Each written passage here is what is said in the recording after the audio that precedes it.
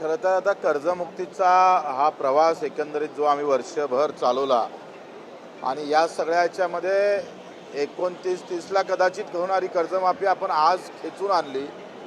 यामध्ये आमच्या कार्यकर्त्याचं, शेतकऱ्याचं आणि खास करून मीडियाचं या सगळ्यांचं मी आभार मानेल.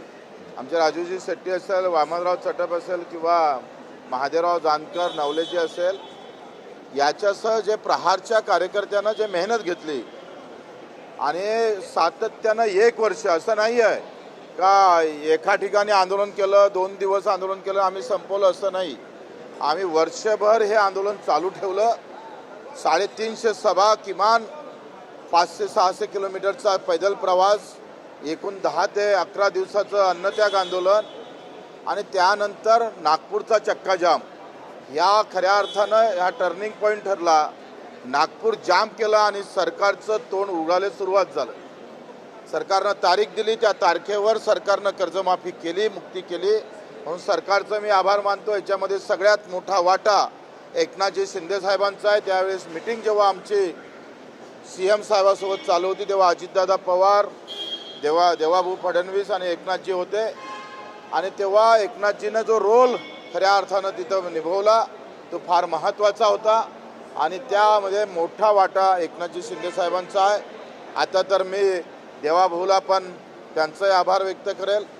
आता जुन्याही कर्जदार जरी माफ झालं तरी नवीन जर कर्जदार असेल तर त्याला माफी मिळणार आहे. प्रोत्साहन निधीमध्ये काही अटी कमी झाल्या आहे. तरीसुद्धा मला असं वाटतं आता कर्जमुक्तीपेक्षा हमी भावाच्या लढाईला आम्ही सुरुवात करणार आहोत.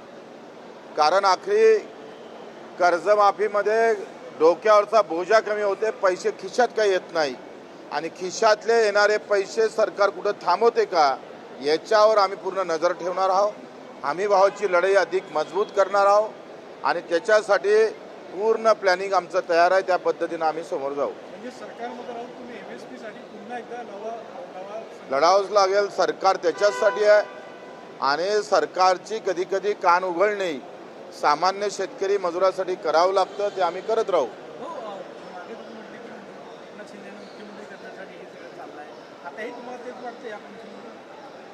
नाही, मला असं वाटतं का आता कोणासाठी मुख्यमंत्री होण्यासाठी चाललं हे महत्त्वाचा विषय नाही आहे. पहिले एकनाथजी ज्या भूमिकेनं समोर जात आहे तो विषय आमच्यासाठी महत्त्वाचा आहे आणि एक दिवस पुन्हा एकनाथजी शिंदे साहेबाचा आल्याशिवाय राहणार नाही मुद्दाहून सांगतो.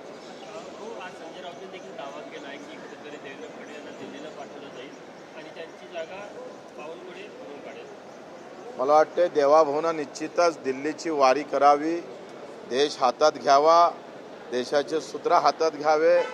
कारण आता दिल्लीला त्यांचं अधिक महत्त्व जास्त आहे आणि त्या ठिकाणी निश्चितच मला वाटते शिंदे साहेबांनी इकडे महाराष्ट्रात एंट्री करावी आणि मग आम्ही पाहतोय देशात देवेंद्र भाऊ आणि महाराष्ट्रात एकनाथजी असा एक प्रवास सुरू झाला पाहिजे अशी अपेक्षा आहे.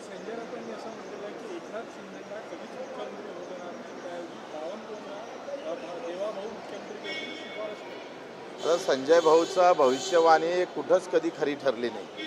त्याच्यानं त्यांनी कोणत्या आता ज्योतिषाजवळ हात पाहिला, त्यांचा पाहिला का कोणाचा पाहिला माहीत नाही. त्याच्यानं मला वाटतं त्याला काही अर्थ उरत नाही.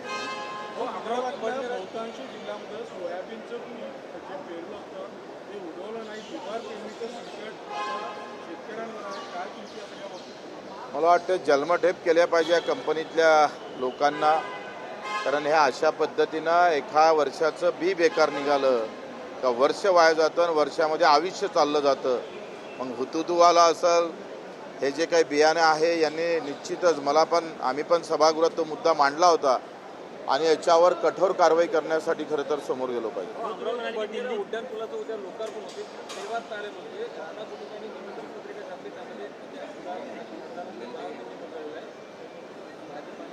आता पत्रिकेवरचं नाव कोणं टाकलं, काय टाकलं, एवढ्या चिल्लर गोष्टीत आपण जाण्यात काही अर्थ नाही. पूल होणं महत्त्वाचं आहे. भाऊ, तुम्ही बोलले की दिल्लीत देवापुरी वारी करून यायला पाहिजे, ती वेळ आली आहे असं वाटतं, दिसत आहे का तुम्हाला चित्र असं दिसत आहे? नाही, एकंदरीत चित्र तसंच आहे आणि मला वाटते काही महिन्यातच हा फेरबदल होईल. म्हणजे राज्यात एकनाथजींकडे नेतृत्व जावं. बिलकुल मला वाटते तेच उचित राहील. आणि ज्या एकनाथजी शिंदे साहेबामुळं भाजपचं सरकार आलं, तो खऱ्या अर्थानं परोपकारी भावना भाजपनं ठेवली पाहिजे अशी अपेक्षा आहे. बोगस बियाणं विरोधात सरकार कायदा करण्याच्या तयारीत असल्याची माहिती. हा, मला वाटतं आवश्यक आहे, कारण बोगस बियाणं झालं, बोगस कलम झालं.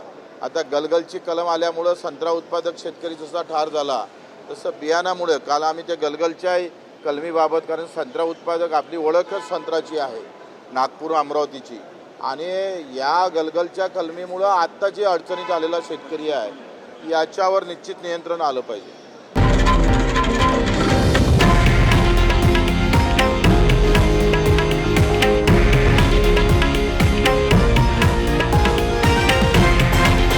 हे आहे देशातील नंबर 1 न्यूज नेटवर्क आणि आपण पाहत आहात TV9 मराठी, एकमेव.